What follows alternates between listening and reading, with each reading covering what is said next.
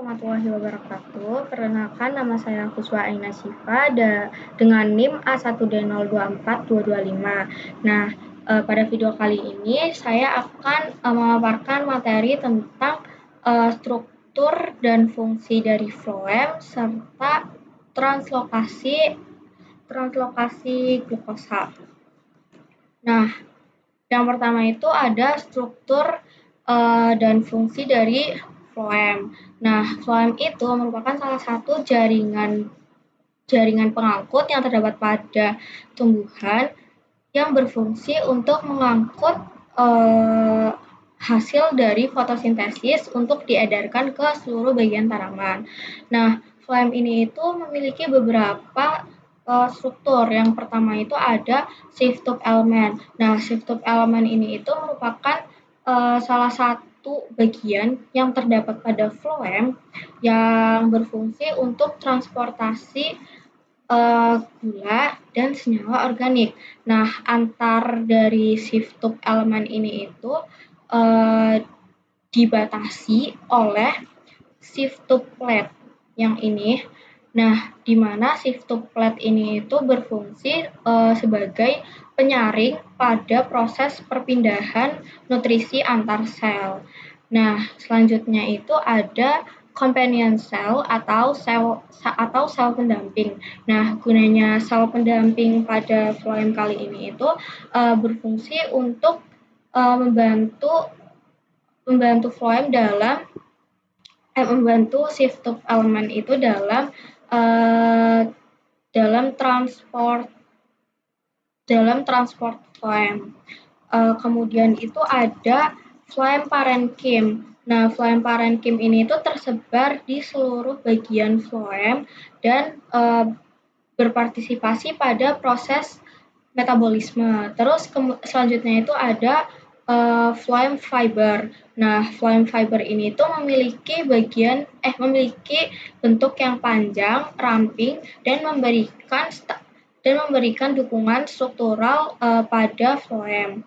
Nah, dinding sel dari floem fiber ini tuh cukup kuat dan tebal sehingga dapat meningkatkan stabilitas floem.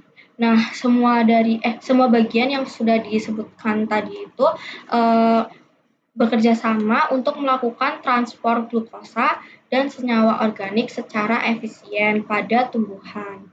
Nah, transport floem itu bisa juga disebut dengan translokasi glukosa dari bagian source ke bagian sink. Nah, selanjutnya itu akan dijelaskan tentang translokasi glukosa atau transport floem. Nah, transport floem ini tuh seperti namanya ya teman-teman, terjadi di floem. Nah, pada pertemuan yang sudah kita lewati membahas tentang fotosintesis, yang mana itu fotosintesis itu kan terjadi di daun kan. Nah, daun itu lebih tepatnya itu di kloroplas. Nah, karena daun ini tuh sudah mengalami fotosintesis atau sebagai tempat fotosintesis, otomatis kan daun punya lebih banyak hasil dari fotosintesis atau punya lebih banyak makanan lah gitu. Nah, source sendiri itu merupakan salah satu bagian pada tanaman yang memiliki hasil fotosintesis dengan banyak. Nah, sedangkan sink sendiri itu merupakan salah satu bagian pada tumbuhan yang memiliki sedikit hasil fotosintesis. Nah, karena si daun itu tadi sebagai tempat untuk fotosintesis, akhirnya itu kan hasil fotosintesis yang terdapat pada daun itu lebih banyak dari bagian-bagian yang lain. Nah, oleh karena itu hasil dari fotosintesis itu harus ditransfer ke seluruh tubuh melalui proses transport floem ini. Nah, karena di daun tadi itu kan punya banyak punya banyak hasil makanan. Nah, jadi dia itu harus ditransfer secara osmosis ke bagian ke bagian shift tube elemen. Kenapa ditransfernya itu secara osmosis? Nah, seperti yang sudah kita pelajari pada semester 1, kalau misalkan osmosis, menurut pengertiannya, osmosis ini itu merupakan perpindahan zat dari konsentrasi tinggi ke konsentrasi rendah. Nah, karena di daun ini itu memiliki banyak bahan makanan, otomatis bahan konsentrasi di daun ini itu memiliki konsentrasi yang tinggi sehingga harus dipindahkan ke bagian yang memiliki konsentrasi yang lebih rendah. Nah, akhirnya si dia ini ditransferkan ke elemen shift tube elemen melewati companion cell. Nah, karena di sininya itu kan jadi si daunnya itu kan banyak. Nah, terus dipindah lagi, dipindah. Nah, jadi kan di sini kan jadi kayak padat gitu kan. Jadi berkonsentrasinya tuh udah tinggi. Terus di sini tuh di silem itu kan sebagai transfer air untuk ke daun. Nah, di silem itu tuh memiliki tekanan air yang tinggi. Jadi dia itu harus ditransfer ke tekanan yang lebih rendah. Jadi air dari silem ini itu berpindah secara osmosis ke dalam floem. Sehingga di floem ini itu memiliki kadar air dan hasil dari fotosintesis.